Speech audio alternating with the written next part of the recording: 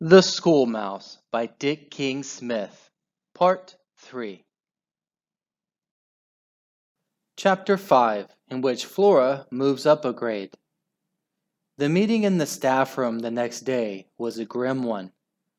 Flora had run all the way from the kindergarten classroom, not daring to look into either of the others as she passed. But she couldn't help noticing, as she crossed the hall, that the pieces of cardboard there were bare of bait. It had all been eaten. In the staff room, her worst fears were confirmed by her father. Hyacinth had sent him out on a tour of the entire school, and he had shortly arrived back. "We are alone," Flora heard him saying in funereal tones. "No, we're not," said Hyacinth briskly. "Here's Flora coming." "That's not what I meant," said Ragged Robin. "We, that is, you and me and Flora and the 9 Mousekins, are alone in the school." "What?" said Hyacinth. "Has everyone else left?" "Everyone else," said Robin, "is dead." There was a silence. Robin had said his piece. Flora had nothing to add, and Hyacinth was thinking. At last she spoke. "Flora, my girl," Hyacinth said, "I owe you an apology. You have indeed saved our lives." "It's just lucky that I can read, Mother," Flora said. "Read something for us now," said Hyacinth. Flora looked around the staff room. On one wall was a board with a great many notices pinned on it, but it was too far away for her to read the print. However, on the wall immediately behind her was a sign with 2 large words on it in red. Flora pointed her muzzle at it. "See that?" she said. "Yes," they answered. "Well, that says no smoking."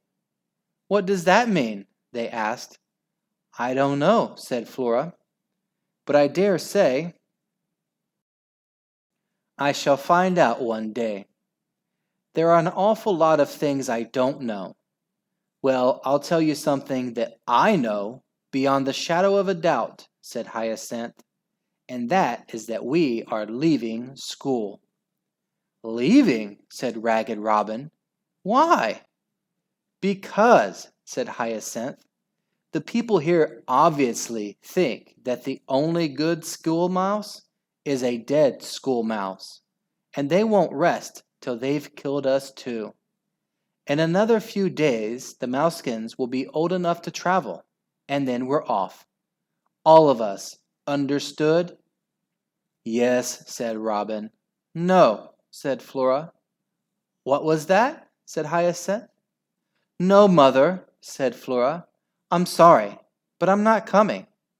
I've only had half a year of school, and I've got a great deal still to learn." "I'll say you have," said Hyacinth sharply. "I told you once before, my girl, you think too highly of yourself. You just do as I tell you." "No, Mother," said Flora. Hyacinth turned on Robin. "Well," she said, "have you no control over the child?" Robin looked thoughtfully. "No, Hyacinth," he said. "For the last time, Flora," said Hyacinth, "are you coming with us or not?" "No," said Flora. "Right," snapped Hyacinth. "On your own head be it. I now declare this meeting closed." And she disappeared into the hole in the baseboard. Before winter vacation ended, 2 things happened. First, the rodent operative paid a return visit to the school, and second, the staff room was once more free of mice. Hyacinth, Ragged Robin, and their 9 new Mousekins had emigrated. "I've been picking up dead mice everywhere," said the caretaker when he let the rodent operative in. "That stuff of yours did the trick all right. They lapped it up, they did. It's all gone, bearing 2 baits. One in the staff room and one in here, in the kindergarten classroom. They weren't touched. Don't know why. Funny, said the rodent operative. He tipped the uneaten musmers into an envelope. Then he caught sight of the hole in the wall above the teacher's desk. He put his nose to it and sniffed. "Want in there?" said the caretaker. The rodent operative nodded. He opened the cupboard doors and looked in. Saw the other entrance to Flora's hiding place. "Watch out inside here," he said, and he took from his pocket a long thin gadget like a button hook and poked it hard into the hole in the wall. But when he pulled it back out again, all it brought with it was a tangle of old nesting material. Flora had moved up a grade. Not until the caretaker had picked up the corpses, including that of poor sweet William, had Flora been able to force herself to enter the first grade classroom. But she was determined to continue with her education, and she reasoned that it was time for her to move up in the school. After all, she thought, I am older now.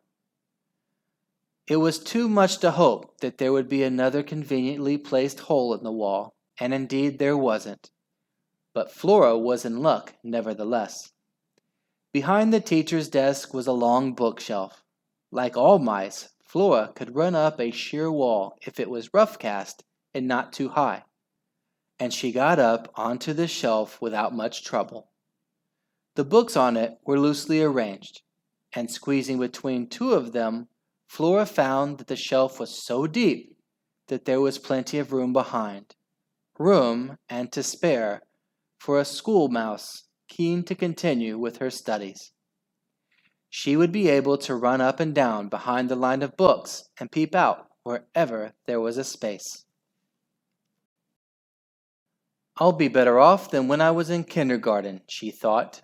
I'll be able to look down on a number of the children's tables, as well as the teacher's desk. And there's a nice view of the blackboard. Flora waited anxiously for school to begin again. On the day before it began, there was a staff meeting. "One final thing," said the headmistress to the kindergarten teacher and the first grade teacher and the part-timer who came in 2 days a week to take the second graders, "that I know you'll be glad to hear. We are all animal lovers, I'm sure, but I'm happy to tell you that City Hall sent a man during vacation who has exterminated all the mice. There is not a mouse alive anywhere in this school, not one." But there was. Chapter 6, in which Hyacinth leads the way. Hyacinth had not made the decision to leave school lightly. She was aware that to journey with her family to some new, as yet unknown home would be a hazardous business. But already it seemed she had lost 9 children, her entire first litter of mousekins, save for that stubborn girl Flora, and she did not want to lose another 9. For her, the school was now a place of death, and it was her duty to take them abroad, whatever the risks. "And it is your duty to accompany us," she said to her husband. "But Hyacinth," began Ragged Robin. "No buts," said Hyacinth. So it was that some night after the great massacre, Hyacinth led the way out of the staff room, out of the school, across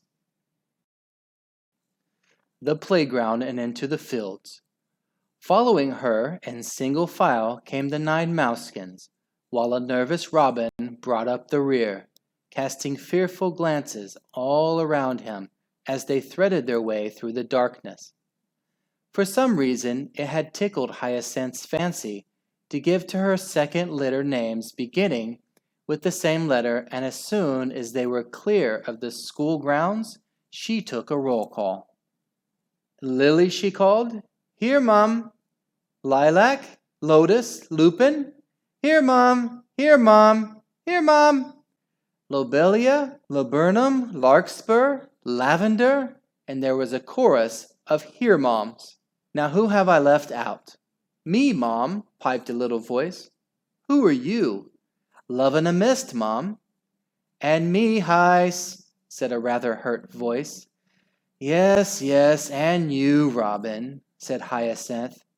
Now then, keep close together, nose to tail, and not a squeak out of any of you, or the owls will get you, she thought. I only hope we can find shelter before long. I can't think how field mice manage living out here. Walking across even a large field is nothing to a human being, but the Mousekins soon wearied of battling their way through the long grass. Despite whispers of "Shh, darlings" from Hyacinth and "Keep it quiet, kids" from their father, there was soon a chorus of unhappy cries. How much further? How much farther? Are we nearly there? Can we have a rest? I'm tired. I'm cold. I'm hungry. I feel sick. My feet hurt, piped the Mousekins as they struggled along, and from the smallest, Love in a Mist, came a final cry of Mom, stop, I can't go any further. Just at that moment, Hyacinth saw a large, squarish shape looming up in the corner of the big field. Come along, darlings, she said. We're nearly there. And she ran forward to find herself at the foot of a great stack of straw bales. At that very minute, an eerie, wavering call sounded from the upper branches of a nearby hedgerow tree. "To-whit!" it said. "To-whit!" And then, "Hoo-hoo, hoo-hoo-hoo!" "Quickly!" cried Hyacinth. "Hurry, all of you!" And at the sound of her voice, the tawny owl launched itself from its perch. Frantically, Robin at the rear urged on his exhausted children. Lily, Lilac, Lotus, Lupin, Lobelia, Laburnum, Larkspur, Lavender, and Little Love in a Mist. And frantically the Mousekins scuttled towards safety. In here, cried Hyacinth, diving into a gap between two straw bales. And in there they dashed as the owl swooped silently down, its talons spread, ready to grip, its great golden eyes fixed on the last in line, Ragged Robin.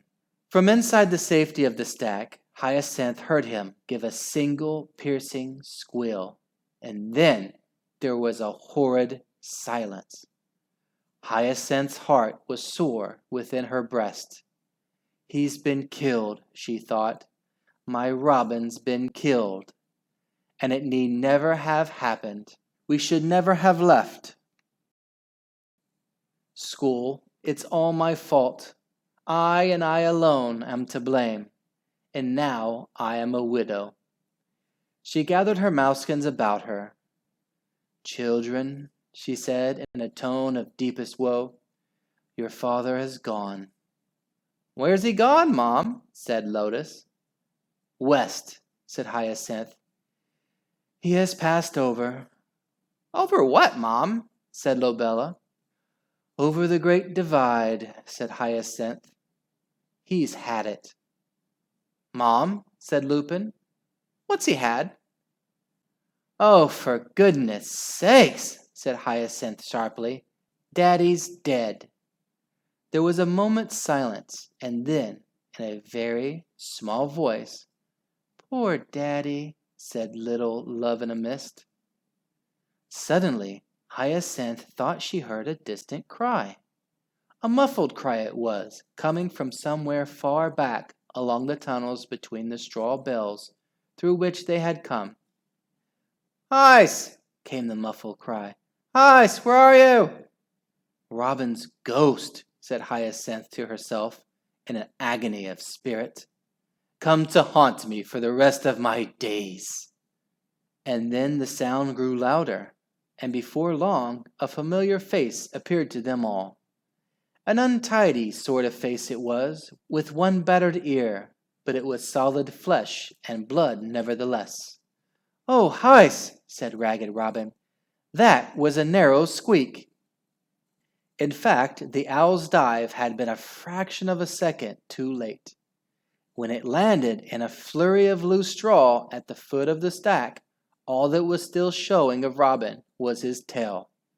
that tail that had already been shortened in an old fight, and the best that the owl could do was to chop at it as the mouse disappeared. "Robin!" cried Hyacinth, and "Daddy!" cried the 9 Mouseskins.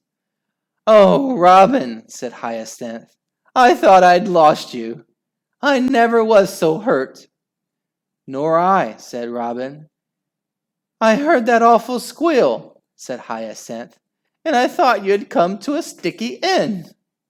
"I suppose I have, in a way, Hys," said Ragged Robin, and he turned himself around so that they could see. All that was left of his tail was a blood-stained stump.